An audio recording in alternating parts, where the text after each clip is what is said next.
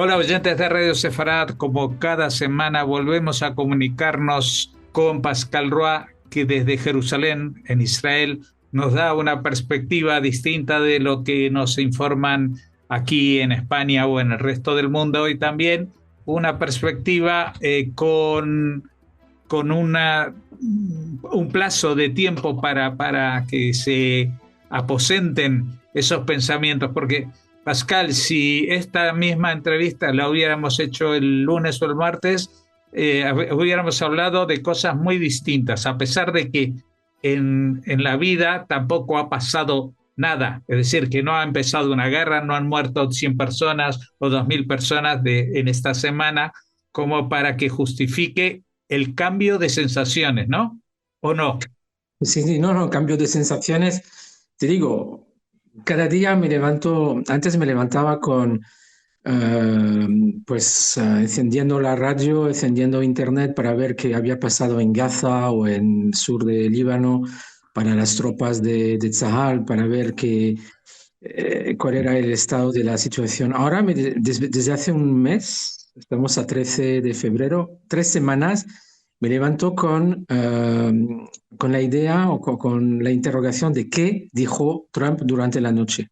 Sabes que cada mañana me pregunto, ¿qué habrá dicho Trump esta mañana para que cambie un poco la situación aquí o la cara de algunos, o como la cara del rey Abdullah de Jordania, que se le cambió la cara el otro día cuando estaba con Trump en Washington, cuando se tuvo que pronunciar sobre su plan, el plan de Trump, que es desplazar a 2 millones de gazatíes fuera de Gaza, ¿no? Bueno, esto me recuerda que la semana anterior, al que le cambió la cara era Netanyahu, que estaba ahí de visita para ver cómo hacían con la segunda parte del intercambio de prisioneros, y Trump soltó la bomba esa de que, bueno, nos quedamos nosotros los americanos con Gaza y no sé qué. O sea que eh, en realidad estamos como en una especie de teatro universal en el cual como una serie de televisión de máxima audiencia, al final de cada capítulo,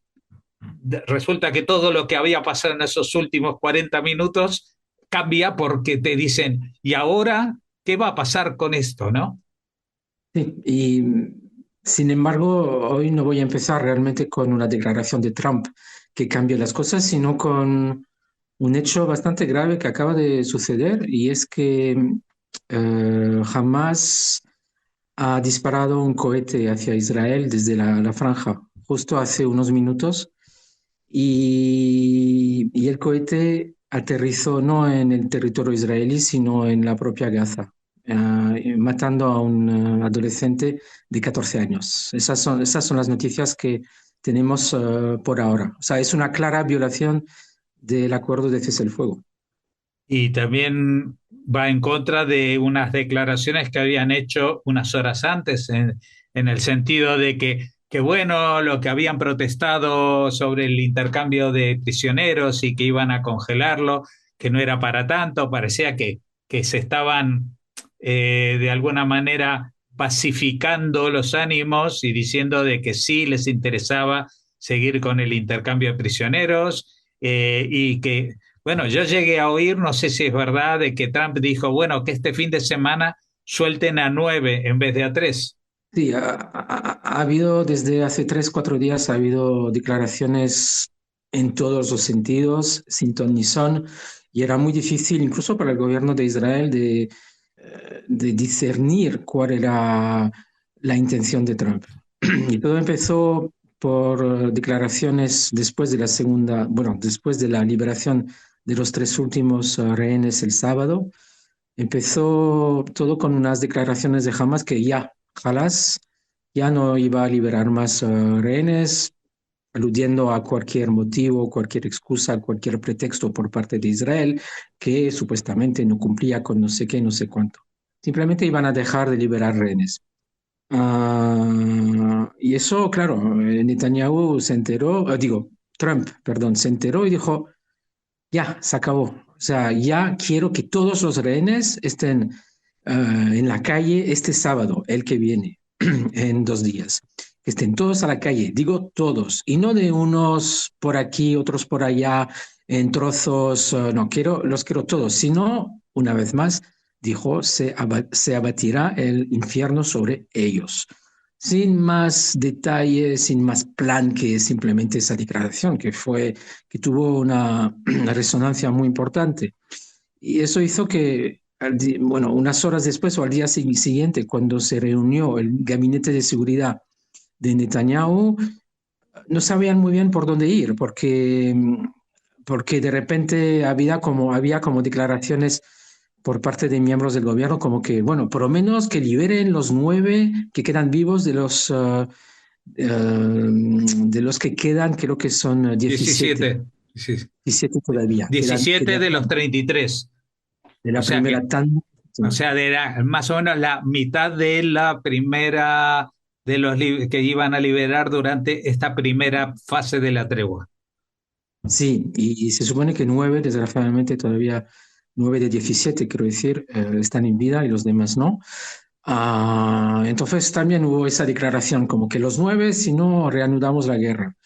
Y poco a poco las aguas volvieron a su cauce y declaró Netanyahu que con la liberación de los 3 que estaban previstos, o sea, previstos 3 liberados este sábado, pues que seguía el acuerdo de cese el fuego, liberación de rehenes. Claro, entre Y otras cosas porque se supone que si, digamos, jamás no acepta el trato y no libera a todos los rehenes, quiere decir que Israel tiene que volver a entrar en guerra y que esta vez jamás iba a matar a todos los secuestrados que tenía. Esa era la lógica, ¿no? lógicamente es lo que pasaría. Por supuesto que ahora estamos en una etapa aquí en la sociedad israelí, en el país, estamos en una etapa no de guerra, estamos en una etapa de liberación de rehenes y es muy difícil cambiar el chip. Es decir, que ahora estamos en esa etapa. No, realmente no hay voluntad en ese momento, precisamente por la precariedad en la que se encuentran los rehenes. No se quiere romper con esto, pero jamás se está tirando de la cuerda porque precisamente está disfrutando.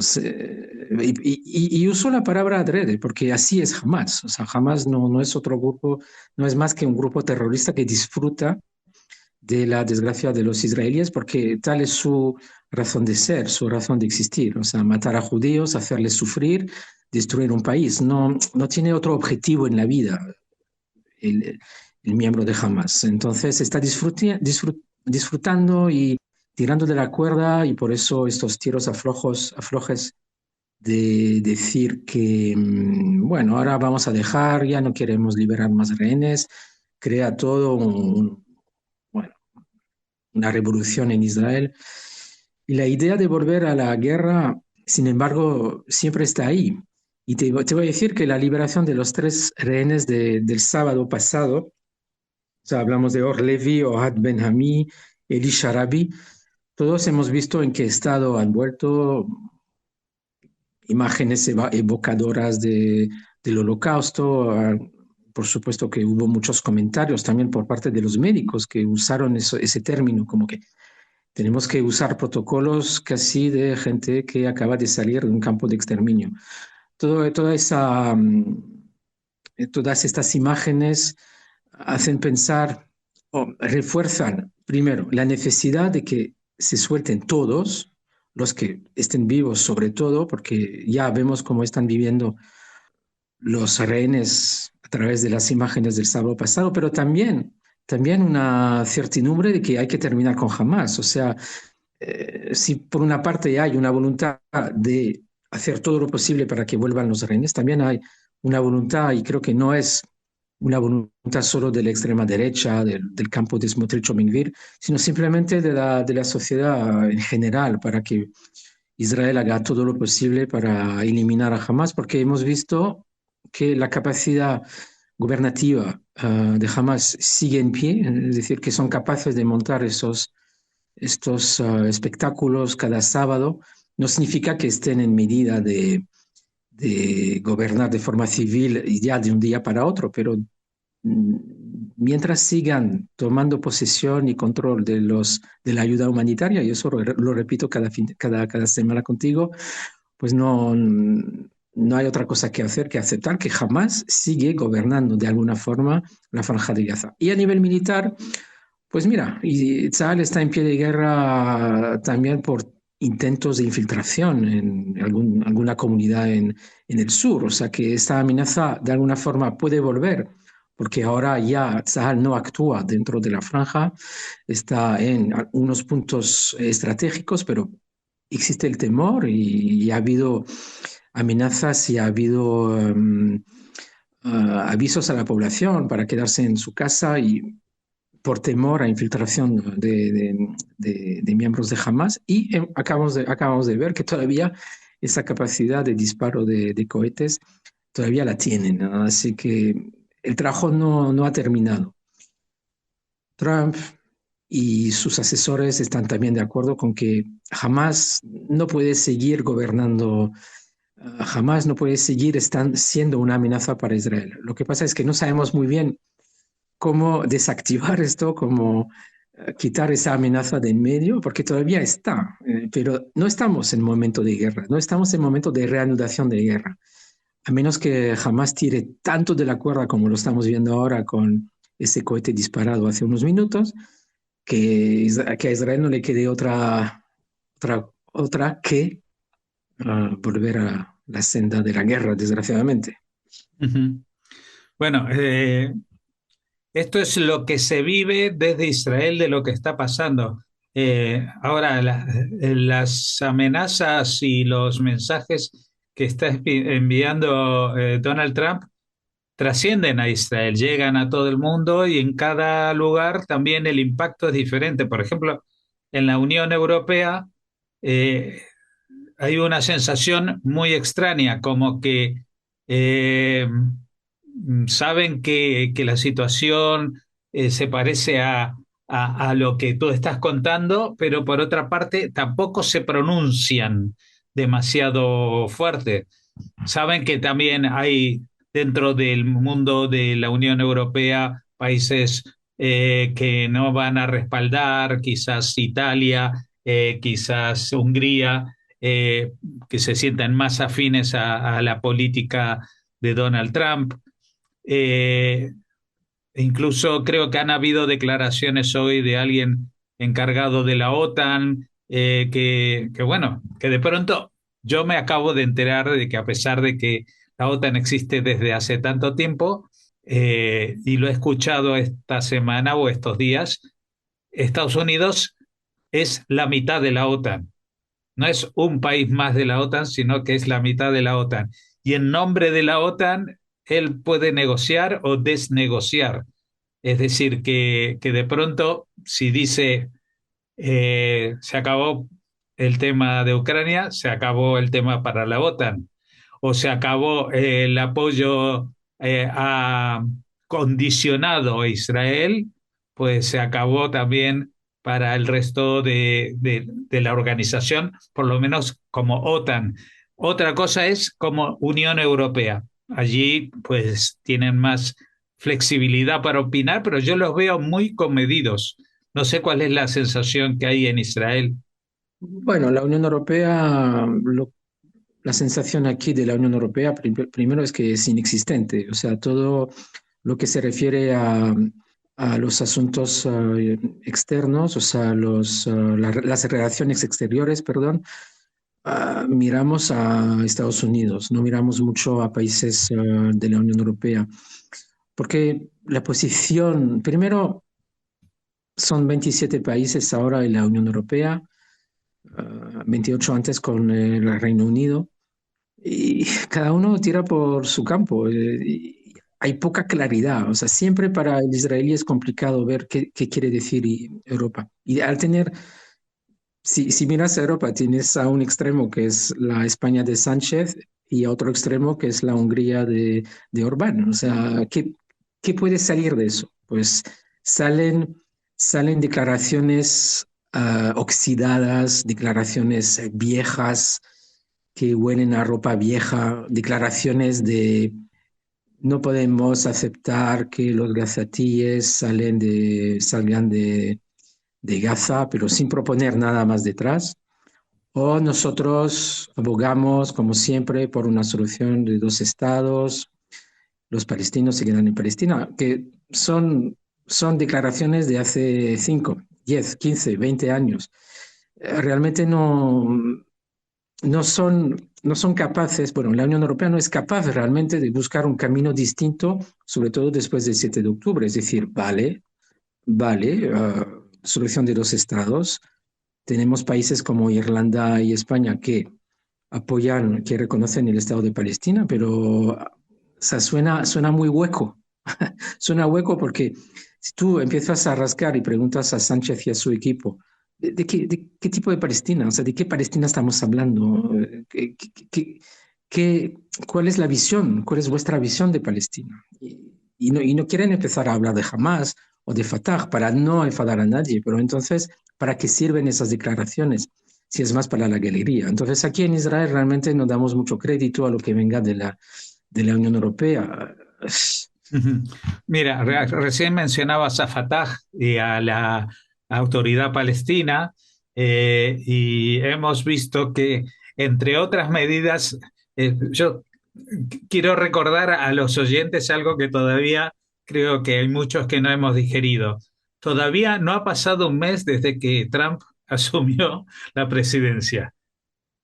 Y en estas 3 semanas, pues todo se ha dado la vuelta. Entre otras cosas, la autoridad palestina ha dejado de pagar las subvenciones a los que tengan delitos de sangre en las cárceles israelíes, es decir, delitos de sangre por terrorismo, que para ellos había mucho más dinero que para ayudar a las familias en Cisjordania o para los que simplemente están trabajando. Es decir, se estaba incentivando a través de la financiación los actos terroristas. Esto se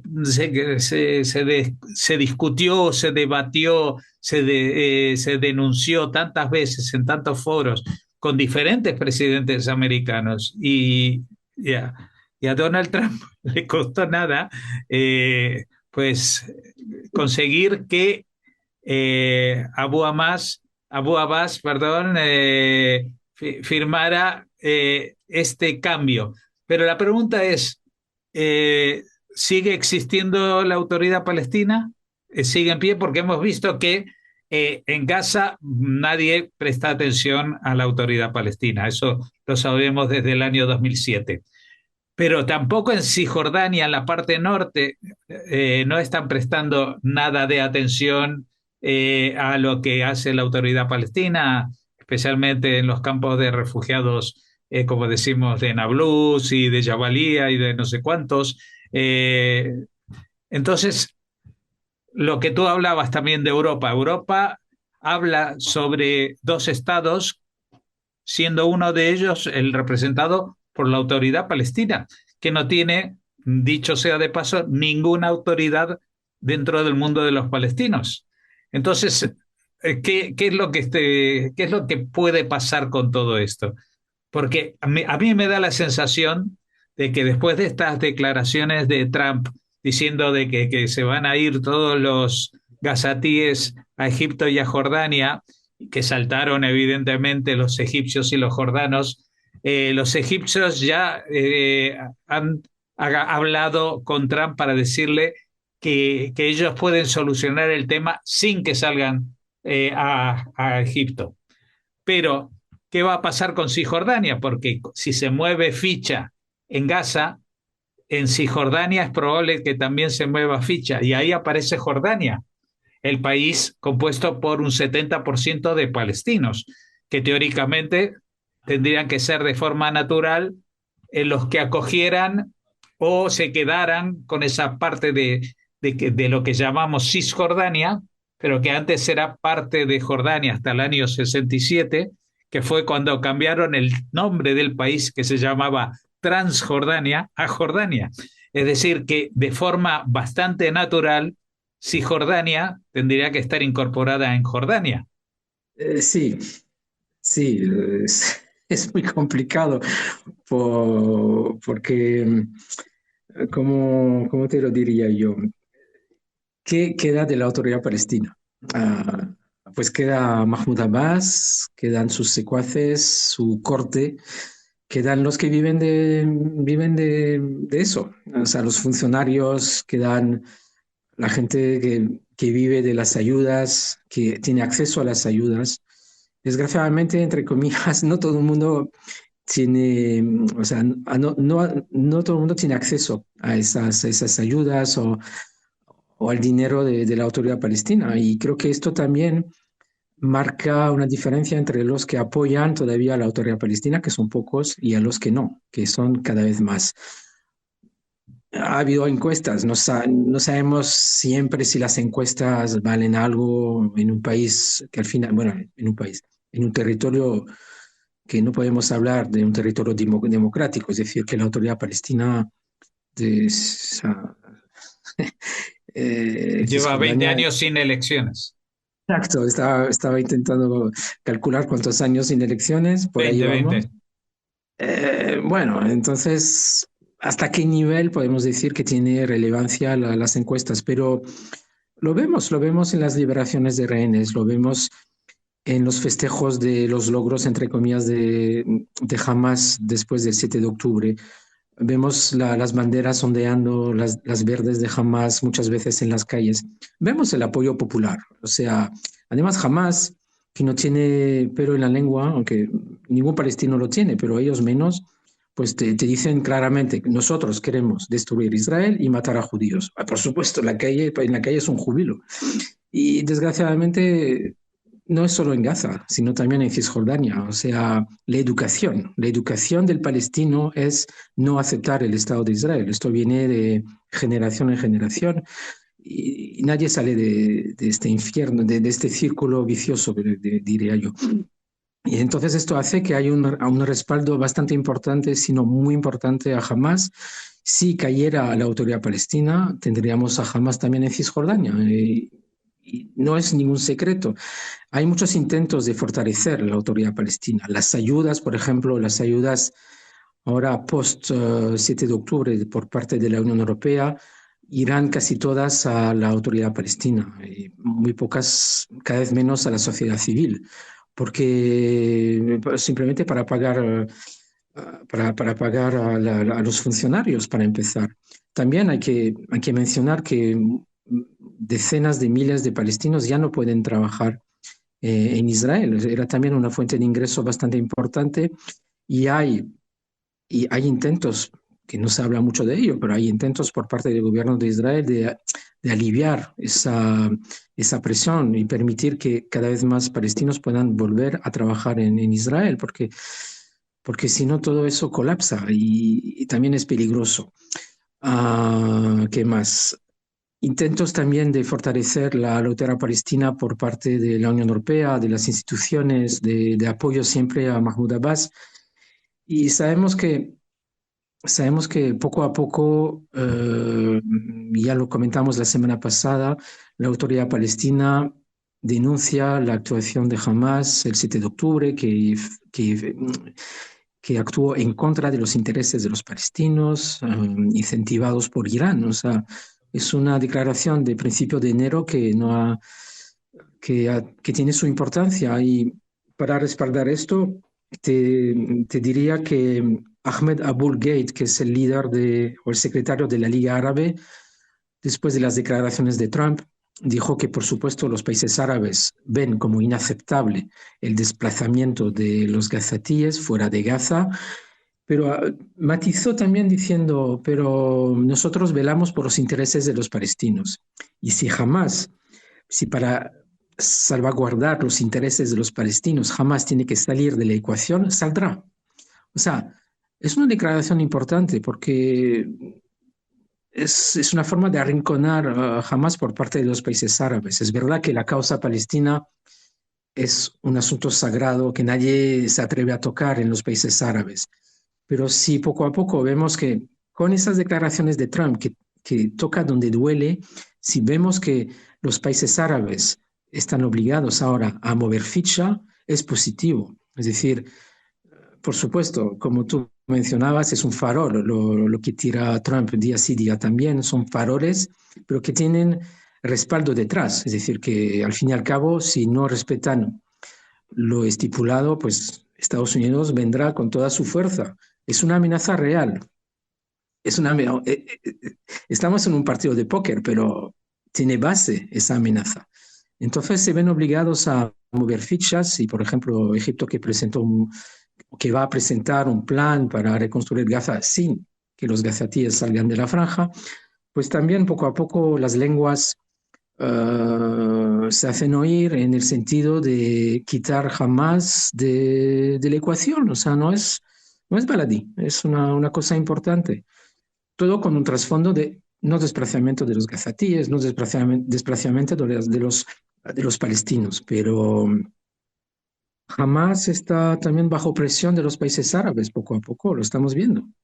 Ujú. Bueno, vamos a ver qué es lo que sucede con eso, con esto, porque como ya hemos dicho y repetido hasta la saciedad, hasta que nos volvamos a encontrar el jueves que viene por la tarde, seguramente habrán cambiado tantísimas cosas que esto que hemos comentado hoy ya será papel mojado, ¿no?